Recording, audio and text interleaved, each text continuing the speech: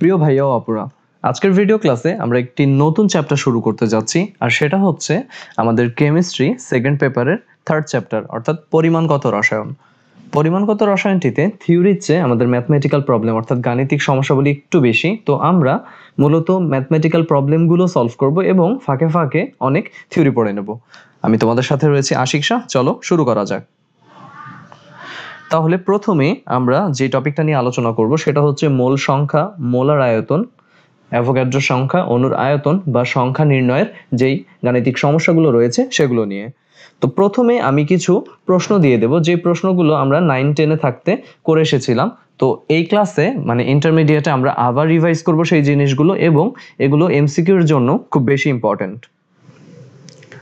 তাহলে প্রথমেই question number 1-এ আমরা দেখতে পাচ্ছি যে 30°C তাপমাত্রা ও 90 কিলোপ্যাসকেল চাপে 5 মোল অক্সিজেনে অণু কয়টি? এরপরে এসটিপিতে 450 ml অ্যামোনিয়াতে অণু কয়টি? কোশ্চেন নাম্বার 3, এসটিপিতে 1 লিটার অক্সিজেনে অণু কয়টি? কোশ্চেন 4, একটি হাইড্রোজেন পরমাণুর ভর কত? দেখো, প্রশ্নগুলো আমাদের কিন্তু পূর্ব পরিচিত, আমরা এগুলো নিয়ে অনেক আলোচনা করে আসতাম বা এসেছি 9-10-এ থাকতে। তো এবারও আমি একটু সংক্ষেপে আলোচনা করব, কিন্তু সমাধান করতে হবে কিন্তু তোমাদের নিজেদেরকেই। কোশ্চেন নম্বর 5-এ একটি ক্লোরিন অণুর ভর কত? এবং last question, এসএটিপিতে 1 litre carbon die অক্সাইডে অণু কয়টি? তো কোশ্চেনগুলো আমাদের পরিচিত হলেও অনেকের মাথায় হয়তো বা সলিউশনগুলো এখন আসছে না, যে ভাইয়া কিভাবে এসটিপি বা এসএটিপির ক্যালকুলেশনগুলো করব, বা অণুর ভর নির্ণয় করতে বললে কি করব, আর পরমাণুর ভর নির্ণয় করতে বললে কি করব। তো আমি একটু সংক্ষেপে তোমাদেরকে বেসিকটা শিখিয়ে দেই। বেসিকটা হচ্ছে, নর্মালি মোল বলতে আমরা বুঝি মোল হচ্ছে গ্রামে প্রকাশিত আণবিক ভর। এখন উদাহরণস্বরূপ আমি যদি তোমাকে বলি যে 1 মোল অক্সিজেন, এর মানে অক্সিজেনের যে আণবিক ভর সেটা হচ্ছে 32 বা 32। এখানে 32 গ্রাম অক্সিজেনকেই বলা হচ্ছে 1 মোল অক্সিজেন। এবং এই 32 গ্রাম অক্সিজেন বা 1 মোল অক্সিজেনে অ্যাভোগাড্রোর সংখ্যা অনুযায়ী আমাদের অণু রয়েছে কতটি? 6.02 × 10⁻23 এতটি অক্সিজেন অণু রয়েছে। এবার আমি যদি বলে দেই যে এসটিপিতে এই পুরো অংশটার আয়তন কত, মানে 1 মোল অক্সিজেন অথবা 32 গ্রাম অক্সিজেন অথবা অ্যাভোগাড্রো সংখ্যক অক্সিজেন অণুর তার আয়তনটা হচ্ছে 22.4 লিটার। এবার একই জিনিস যদি আমি 1 মোল অক্সিজেন পরমাণুর ক্ষেত্রে বলতাম, তাহলে কি ঘটনা ঘটতো? 1 মোল অক্সিজেন পরমাণুর জন্য তার আণবিক ভর বা পারমাণবিক ভর যদি বলি সেটা হচ্ছে 16। তার মানে 1 মোল অক্সিজেন পরমাণু is equals to 16 gram oxygen পরমাণু। আর সেটাকে যদি অ্যাভোগাড্রোর সংখ্যা দিয়ে প্রকাশ করি তাহলে 6.02 × 10⁻23টি অক্সিজেন পরমাণু। আর এসটিপিতে তাদেরও আয়তন 22.4 লিটার। একটু ভালোভাবে খেয়াল করলে আমরা বুঝবো এখানে একটি সূক্ষ্ম পার্থক্য রয়েছে। যখন পরমাণুর কথা আসছে আমরা কিন্তু তার পারমাণবিক ভর নিয়ে আলোচনা করছি, আর যখন অণুর কথা আসছে তখন তার আণবিক ভর নিয়ে আলোচনা করছি। এবার আমরা আরেকটা বেসিক জিনিস দেখব, সেটা হচ্ছে এসটিপি এবং এসএটিপিতে আমাদের যে স্ট্যান্ডার্ড টেম্পারেচার, প্রেসার এবং আয়তন রয়েছে সেগুলো কিভাবে পরিবর্তিত হয়। এসটিপিতে যদি চাপের কথা বলি তাহলে সে স্ট্যান্ডার্ড টেম্পারেচার অ্যান্ড প্রেসারের মধ্যে স্ট্যান্ডার্ড প্রেসারটা হচ্ছে 1 atm অথবা 101.325 কিলো প্যাসকেল। এসএটিপির পূর্ণরূপটা হচ্ছে standard ambient temperature and pressure. এক্ষেত্রে আমাদের চাপটা কিছুটা পরিবর্তিত হয়ে হয় 100 কিলো প্যাসকেল। এসটিপিতে টেম্পারেচারটা হচ্ছে 0°C অথবা 273 কেলভিন, আর এসএটিপিতে টেম্পারেচারটা হচ্ছে 25°C বা 298 কেলভিন। এখন এসটিপিতে যদি এই টেম্পারেচার এবং প্রেসার এরা দুজন ফিক্সড থাকে, সেক্ষেত্রে তার আয়তনটা হচ্ছে 22.4 লিটার, অর্থাৎ কোনো পদার্থের 1 মোলের আয়তনটা তখন হবে 22.4 লিটার।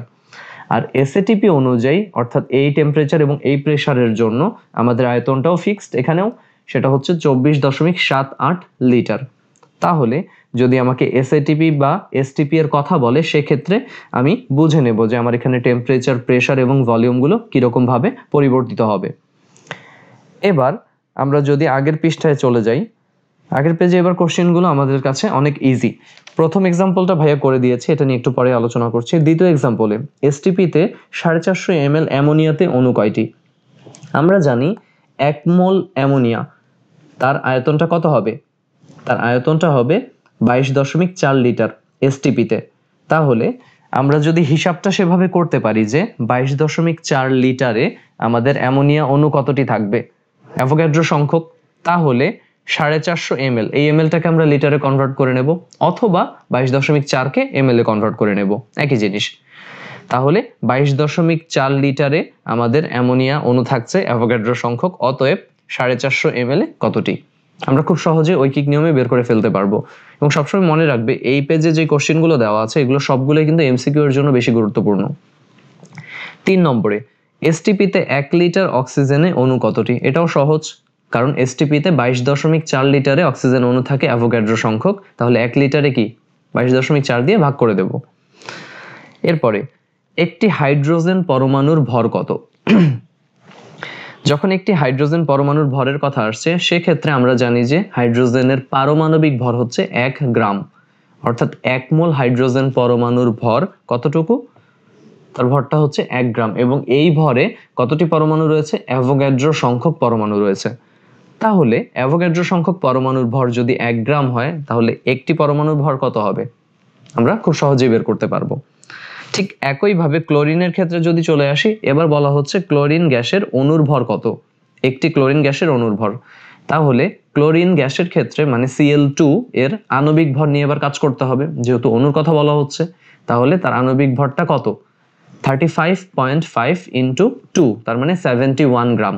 অ্যাভোগাড্রো সংখ্যক ক্লোরিন অণুর ভর হচ্ছে 71 গ্রাম, তাহলে একটির ভর আমরা সহজে বের করতে পারবো। এবার যখনই এসএটিপির কথা বলে দিচ্ছে, এসএটিপিতে 1 লিটার কার্বন ডাই অক্সাইডে অণু কতটি? এসএটিপি এর ক্ষেত্রে তাহলে আমার 1 মোল কার্বন ডাই অক্সাইড মানে অ্যাভোগাড্রো সংখ্যক কার্বন ডাই অক্সাইড অণুর ভর কত? 44 গ্রাম। তাহলে আমরা এখানে আসলে গ্রামের কথাটা আসছে না, এখানে মানে সংখ্যা জানতে চাওয়া হয়েছে, আমি জাস্ট বললাম যে আমরা সম্পর্কটা কিভাবে করব। তাহলে এসএটিপিতে 24.78 লিটার বা 24.78 লিটার কার্বন ডাই অক্সাইডে অণু রয়েছে অ্যাভোগাড্রো সংখ্যক, অতএব 1 লিটারে কত ভাগ করে দেব। তো এই ছিল আমাদের আলোচনা। এবার আমরা দেখো প্রথম এক্সাম্পলটাতে চলে যাই। প্রথম এক্সাম্পলটা কি? 30 ডিগ্রি সেলসিয়াস তাপমাত্রা এবং 90 কিলোপ্যাসকেল চাপে 5 মোল অক্সিজেনে অণু কয়টি? এটা খুব সহজেই করা যায়। এখানে আমরা মোল সংখ্যাকে অ্যাভোগাড্রো সংখ্যা দিয়ে গুণ করে দিলেই পেয়ে যাব। ভাইয়া এখানে টেম্পারেচার এবং প্রেসারের কাজটা তাহলে কোথায়? টেম্পারেচার আর প্রেসারের এখানে আসলে কোনো কাজ নেই, কারণ অ্যাভোগাড্রোর সূত্র অনুযায়ী আমরা জেনে এসেছিলাম যে নির্দিষ্ট তাপমাত্রা ও চাপে সমায়তন বিশিষ্ট সকল গ্যাসে সমান সংখ্যক অণু থাকে। অথবা আমরা যদি তার সাংখ্যিক মানের ডেফিনেশনটা দেখি, সেটা কি? সেটা ছিল যে নির্দিষ্ট তাপমাত্রা ও চাপে 1 মোল সকল পদার্থে নির্দিষ্ট সংখ্যক অণু, পরমাণু, আয়ন বা ইলেকট্রন থাকে। তাহলে 1 মোলে কতটি থাকে? এই সংখ্যাটি 6.02 × 10⁻23, অতএব 5 মোলে কতটি? আর এই হচ্ছে সেই নির্দিষ্ট তাপমাত্রা ও চাপ। এবার আমরা একটু বড় প্রবলেমে চলে যাব, যেগুলো সৃজনশীলের জন্য গুরুত্বপূর্ণ। তো আমি এখান থেকে আবার নাম্বারিং শুরু করলাম।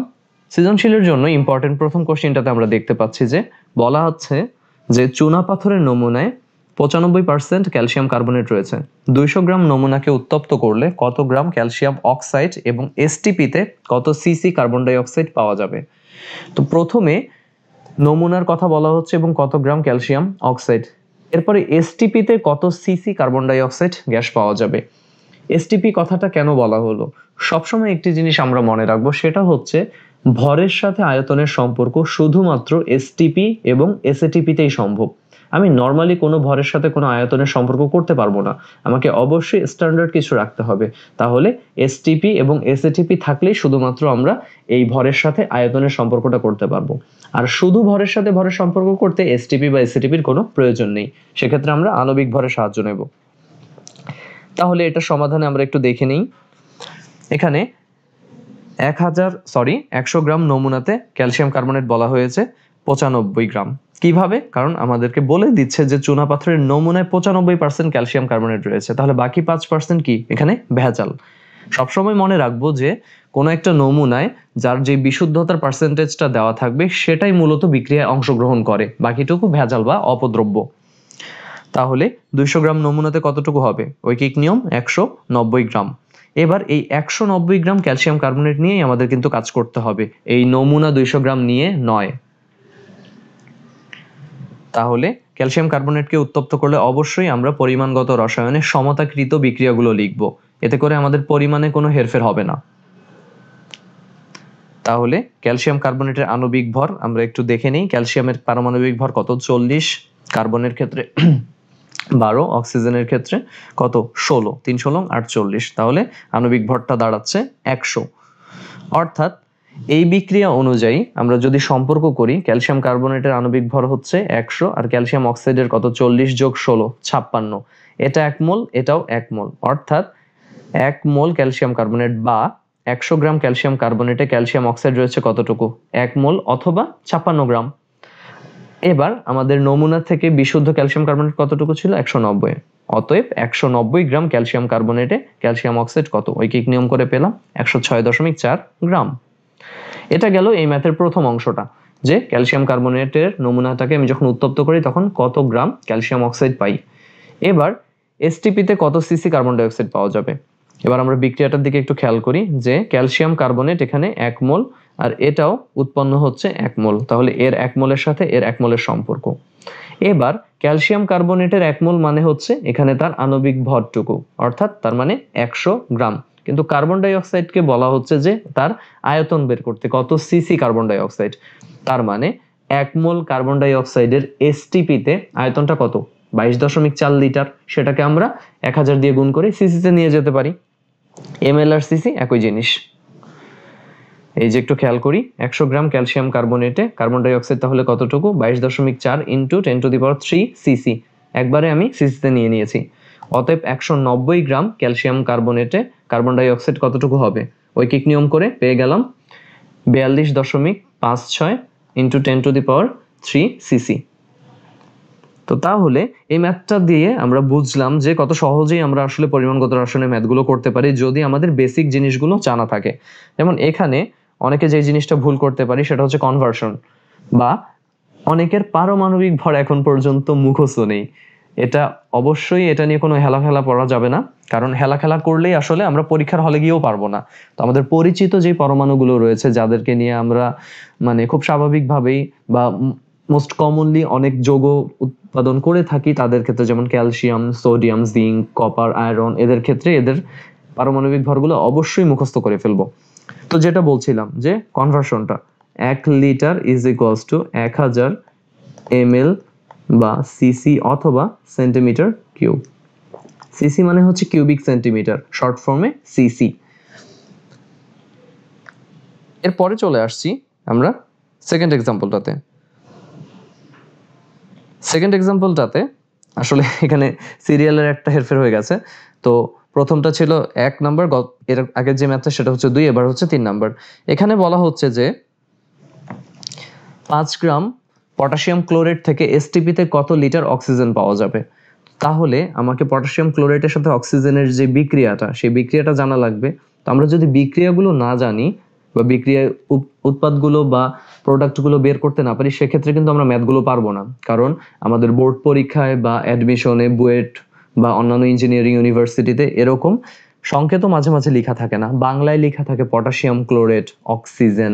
সেক্ষেত্রে আমার তাদের সংকেত যেমন জানতে হবে, পাশাপাশি বিক্রিয়াটাও কিন্তু জানতে হবে। তাহলে দেখে নিই, এটা হচ্ছে তার সমতাকৃত সমীকরণটা। আমরা সমতা করার পরে এখানে ইকুয়ালস টু চিহ্ন দিতে পারি। তাহলে এই সমতার পরে এখানে দেখতে পাচ্ছি 2:2:3 বিক্রিয়া। তার মানে 2 মোল পটাশিয়াম ক্লোরাইডকে উত্তপ্ত করলে 2 মোল পটাশিয়াম ক্লোরাইড এবং 3 মোল অক্সিজেন গ্যাস পাওয়া যায়। এবার আমার সম্পর্কটা করা ইজি। তার আগে আমাকে জেনে নিতে হবে কার আণবিক ভর কত। পটাশিয়াম ক্লোরাইডের ক্ষেত্রে আণবিক ভর আমরা হিসাব করে নিলাম 122.6। কিভাবে? পটাশিয়ামের জন্য 39.1, ক্লোরিন 35.5 এবং 3টি অক্সিজেন 16 গুণন 3, 122.6। তাহলে এবার একটা জিনিস আমাকে খেয়াল করতে হবে, সেটা কি? আমাকে বলছে যে এত গ্রাম মানে পটাশিয়াম ক্লোরাইডের ভর এবং অক্সিজেনের জন্য কি তার আয়তন। এই যে আবার চলে আসছে ভরের সাথে আয়তনের সম্পর্ক এবং বলে দেয়া আছে এসটিপি। তাহলে এসটিপিতে 2 × 122.6। ভাইয়া 2 কেন আসলো? এই যে খেয়াল করে দেখি, পটাশিয়াম ক্লোরাইড 2 মোল আর অক্সিজেন 3 মোল। আর এর সম্পর্কটা হবে ভরের, এরটা হবে আয়তনের। তাহলে 2 গুণন 122.6 গ্রাম পটাশিয়াম ক্লোরাইড থেকে প্রাপ্ত অক্সিজেন 3 গুণন 22.4, কারণ অক্সিজেনের ক্ষেত্রে তার আয়তনের কথা বলতে বলেছে। অতএব আমাদের এখানে দেওয়া ছিল কতটুকু? 5 গ্রাম। তাহলে প্রশ্ন মতে 5 গ্রাম পটাশিয়াম ক্লোরাইড থেকে প্রাপ্ত অক্সিজেন হচ্ছে 1.37 লিটার। তাহলে এখানেও দুটো জিনিস লক্ষণীয়, সেটা হচ্ছে কি, আমাকে মৌলগুলোর পারমাণবিক ভর সম্পর্কে ধারণা থাকতে হবে এবং সঠিক মানটা জানতে হবে বা কাছাকাছি, অর্থাৎ যেমন আমরা এখানে 39.1 না বলে 39 বলতে পারি, কিন্তু 35.5কে কিন্তু 35 বা 36 বানানো যাবে না, এটা 35.5ই ঠিক আছে। আর কি জানতে হবে এখানে আমাকে, সেটা হচ্ছে যে বিক্রিয়ার ক্ষেত্রে সমতাকৃত বিক্রিয়া লাগবে এবং তাদের মোল সংখ্যার রেশিওটা খেয়াল করতে হবে, এই যে 2, এই যে 3। আর যখন ভরের সাথে আয়তনের সম্পর্ক করছি সেক্ষেত্রে ভরের সাইডে তার ভরকে আমি মোল সংখ্যা বা গ্রামে কনভার্ট করে নেব, আর আয়তনটাকে এই সাইডে এসটিপি বা এসএটিপি, যেমন এসটিপি বলা ছিল দেখে এখানে 3 × 22.4, যদি এসএটিপি বলে দিত প্রশ্নে তাহলে এখানে হতো 24.78 লিটার। তো আজকের ভিডিও ক্লাস এই পর্যন্তই। পরবর্তী ভিডিও ক্লাসে আমরা এরকম ভর আয়তন সংক্রান্ত আরো কিছু ম্যাথ করব এবং ধীরে ধীরে আমরা পরবর্তীতে মোলারিটি, ডেসিমোলার, সেমিমোলার দ্রবণ নিয়ে এবং আরো পরবর্তীতে টাইট্রেশন, জারণ বিজারণ, সমতাকরণ নিয়ে আলোচনা করব। তাহলে আজকের ভিডিও ক্লাস এই পর্যন্তই। পরবর্তী ভিডিও ক্লাস দেখার আমন্ত্রণ জানিয়ে আজকে এখানেই শেষ করছি। আল্লাহ হাফেজ।